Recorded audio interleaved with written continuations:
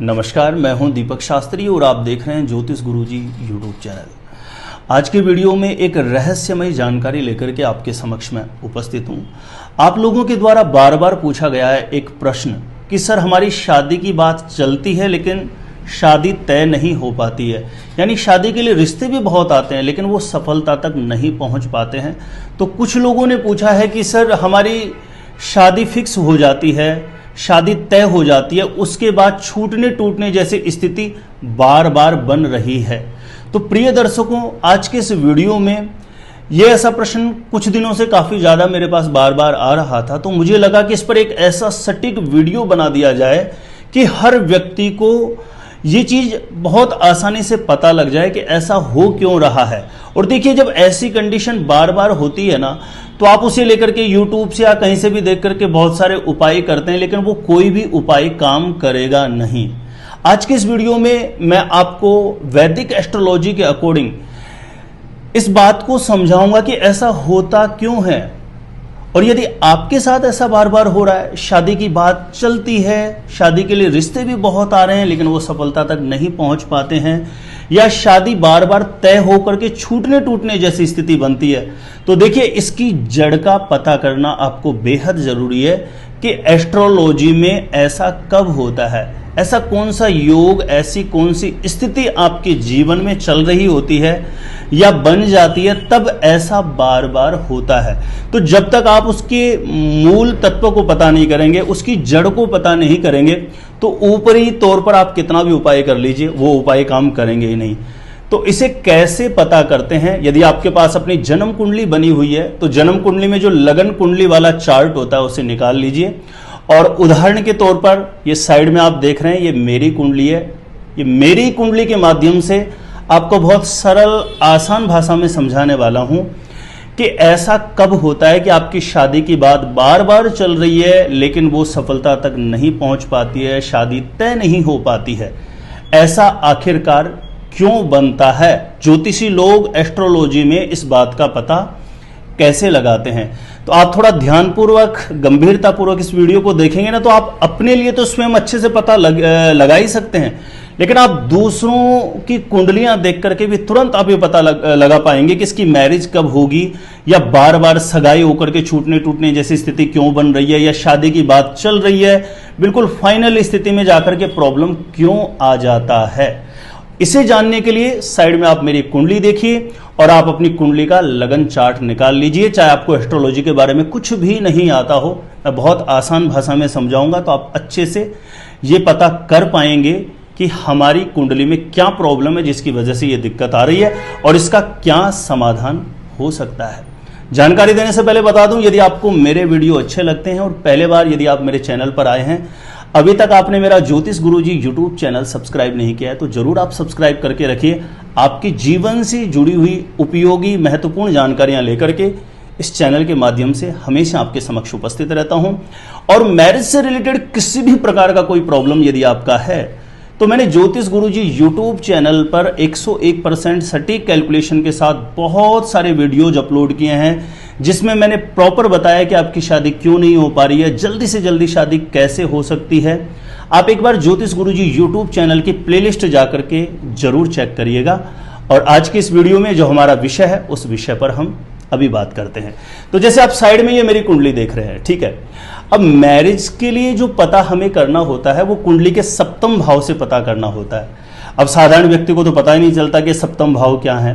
तो देखिए, आप साइड में जो कुंडली देख रहे हैं, जहां पर जिस खाने में केतु लिखा हुआ है, यानी 6 का अंक लिखा हुआ है और उस खाने में केतु लिखा हुआ है। अब इस खाने से हमें सब कुछ पता लगने वाला है, तो इस खाने को आपको देखना है। इस खाने में जरूरी नहीं है आपकी कुंडली में 6 का अंक लिखा हुआ हो या केतु बैठा हो। आपकी कुंडली में किसी भी खाने में 1 से 12 तक कोई भी अंक लिखा हुआ हो सकता है और किसी भी खाने में कोई भी ग्रह बैठा हुआ हो सकता है। इस बात का आपको अच्छे से ध्यान रखना है। अब मेरी कुंडली में जहां पर 6 लिखा हुआ है, केतु बैठा हुआ है, देखिए इस खाने में आपकी कुंडली में कोई भी ग्रह बैठा हुआ हो सकता है, 9 ग्रहों में से, ठीक है। अब इस खाने में जो ग्रह बैठा हो उसकी महादशा या अंतरदशा चल रही हो, ठीक है ना। ये कुंडली के पीछे लिखा हुआ रहता है, बिल्कुल डेट वाइज आपको अच्छे से पता लग जाएगा कि मेरे को किस ग्रह की महादशा या अंतरदशा चल रही है। अब जिस ग्रह की महादशा या अंतरदशा चल रही हो, तो देखो क्या है कि 7th हाउस में बैठे हुए ग्रह की महादशा या अंतरदशा चलेगी तो वो शादी का योग तो बना देगा, शादी के रिश्ते भी आएंगे, लेकिन वो किसी भी प्रकार से कमजोर हुआ, समझो कि वो डिग्री वाइज यानी 29 या 30 डिग्री पे हुआ, या वो ग्रह सूर्य के साथ बैठा हुआ हो। जैसे 7th हाउस में कोई ग्रह बैठा है, उसकी महादशा या अंतरदशा चल रही है, जहां केतु बैठा हुआ है, इस खाने की बात कर रहा हूं मैं, वह जिस ग्रह की महादशा अंतरदशा चलने वाला ग्रह सूर्य के साथ बैठा हो, तो वो कहीं न कहीं अपना प्रभाव नहीं दिखा पाता, यानी वो अस्त हो जाता है। अब ऐसी कंडीशन में दूसरी एक कंडीशन और बनती है कि जहां मेरी कुंडली में केतु बैठा हुआ है, इस खाने में आपका कोई भी ग्रह बैठा हुआ है, लेकिन वो ग्रह राहु के साथ बैठ जाता है, तो देखिए योग तो बन जाएगा शादी का, बातें भी चलेगी, रिश्ते भी आएंगे, लेकिन वो पीड़ित है ग्रह, तो वो कभी भी सफलता तक नहीं पहुंचने देता। उस कंडीशन में आपको कोई उपाय, कोई उल्टे सीधे तामझाम नहीं करने चाहिए। जिस ग्रह की दशा चल रही है ना, उस ग्रह का जप आपको निरंतर करना प्रारंभ कर देना चाहिए। ये जल्दी से जल्दी मैरिज होने का योग बनाएगा। अब दूसरी कंडीशन क्या है, देखिए जहां केतु बैठा है मेरी कुंडली में, जहां 6 का अंक लिखा हुआ, अब 6 की जगह आपकी कुंडली में 1 से 12 तक कोई भी अंक लिखा हुआ हो सकता है। अब 1 से 12 तक कोई भी अंक होगा तो आपको यह पता होना चाहिए कि इस भाव का स्वामी कौन सा है। जैसे 1 लिखा हुआ हो तो मंगल, 2 में शुक्र, 3 में बुध, 4 में चंद्रमा, 5 में सूर्य, 6 में बुध, 7 में शुक्र, 8 में मंगल, 9 में गुरु, 10 में शनि, 11 में शनि और 12 में गुरु। ये अंक लिखे हुए होंगे तो जो मैंने अभी बताए अंकों के आधार पर वो इस भाव का स्वामी हो गया ग्रह। अब उस ग्रह की दशा चल रही हो, क्योंकि पावरफुल योग बनेगा मैरिज होने का, सप्तमेश की दशा चलेगी तो। अब उस ग्रह की दशा चल रही हो, लेकिन वो ग्रह राहु या शनि के साथ बैठा हुआ हो, कुंडली के किसी भी खाने में, इन 12 खानों में किसी भी नंबर पर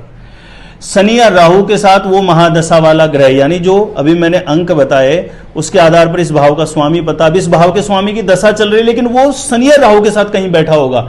तो देखिए मैरिज का योग तो बनेगा, लेकिन ऐसी कंडीशन में सबसे ज्यादा चांस बनता है सगाई होकर के छूटने टूटने जैसी स्थिति, या बात बिल्कुल फाइनली स्थिति तक पहुंच करके लास्ट में कुछ ना कुछ प्रॉब्लम आ जाता है, या लगातार शादी की बात चलना लेकिन सफलता तक नहीं पहुंच पाना। अब जैसे इस भाव का स्वामी भी मैंने बताया, शनि के राहु के साथ बैठेगा तो यह प्रॉब्लम आएगा, लेकिन इस भाव का स्वामी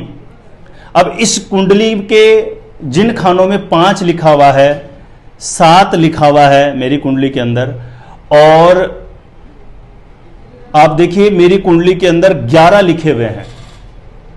इन खानों में यानी 6, 8, 12वां जो खाना है, अंक मैंने आपको बताए हैं, 5 जिस खाने में लिखा हुआ है वहां पर बैठा हो इस भाव का स्वामी,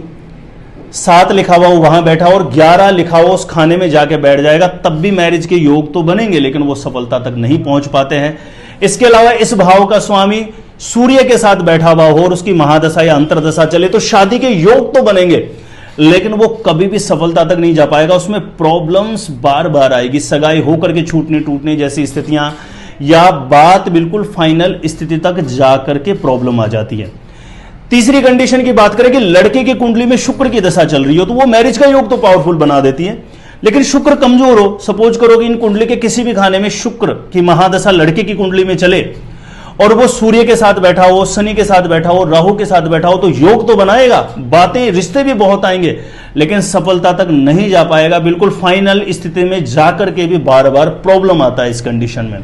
इसी प्रकार लड़की की कुंडली में बृहस्पति की दशा आएगी तो मैरिज का योग तो पावरफुल बनाएगी, लेकिन गुरु इन कुंडली के जितने भी खाने इसमें कहीं पे भी राहु के साथ बैठेगा, शनि के साथ बैठेगा,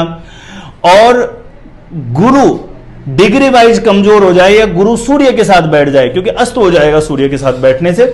तो इस कंडीशन में भी रिश्ते की बातें तो बहुत चलेगी, बार बार कहीं न कहीं बहुत आगे बढ़ेगी बात, लेकिन बार बार ही प्रॉब्लम आता रहेगा। तो इस कंडीशन में ना आप दूसरे तीसरे कोई उपाय ट्राई मत करिए। उस ग्रह की महादशा, जैसे गुरु की दशा चल रही है और गुरु पीड़ित है, तो लड़कियों को गुरु का ही जप करना है। लड़के को शुक्र पीड़ित है कुंडली में और शुक्र की दशांतर दशा कुछ भी चल रही है, तो शुक्र के अलावा कुछ ही मत करिए।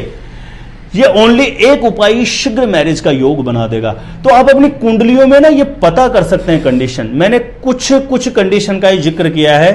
जो ज्यादातर पावरफुल देखी जाती है, और भी बहुत सारे रूल्स होते हैं, एस्ट्रोलॉजी में नियम होते हैं जिनको पूरा देख करके विचार करके और फिर आपको उपाय सजेस्ट किए जाते हैं और उपाय निकाले जाते हैं। तो प्रिय दर्शकों, आज के इस वीडियो में जो ये कंडीशंस का मैंने जिक्र किया, एक बार जरूर अपनी कुंडलियों में चेक करें। और आप लगातार मेरे वीडियोस देखते हैं ना, तो आप अपनी कुंडली के बारे में तो सटीक पता कर ही पाएंगे। आप दूसरे लोगों की भी कुंडलियां देख सकते हैं और आप एक बहुत अच्छे ज्योतिषी, मेरे वीडियो देखते देखते आप स्वयं एक बहुत अच्छे ज्योतिषी बन सकते हैं। तो उम्मीद करता हूं इस वीडियो के माध्यम से जरूर आपको कुछ सीखने को मिला होगा। वीडियो अच्छा लगा हो तो वीडियो को जरूर लाइक करना। जितने भी लोग पहले बार मेरे यूट्यूब चैनल पर आए हैं, अभी तक सब्सक्राइब नहीं किया है, तो जरूर आप मेरे यूट्यूब चैनल को सब्सक्राइब करके रखिए।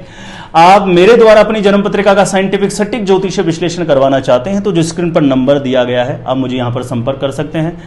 कांटेक्ट कर सकते हैं। और मैरिज से रिलेटेड किसी भी प्रकार का कोई भी प्रॉब्लम यदि आपका है तो ज्योतिष गुरुजी यूट्यूब चैनल की प्लेलिस्ट जाकर के आप अभी जरूर चेक करिए और देखते रहें आप हमारा ज्योतिष गुरुजी यूट्यूब चैनल।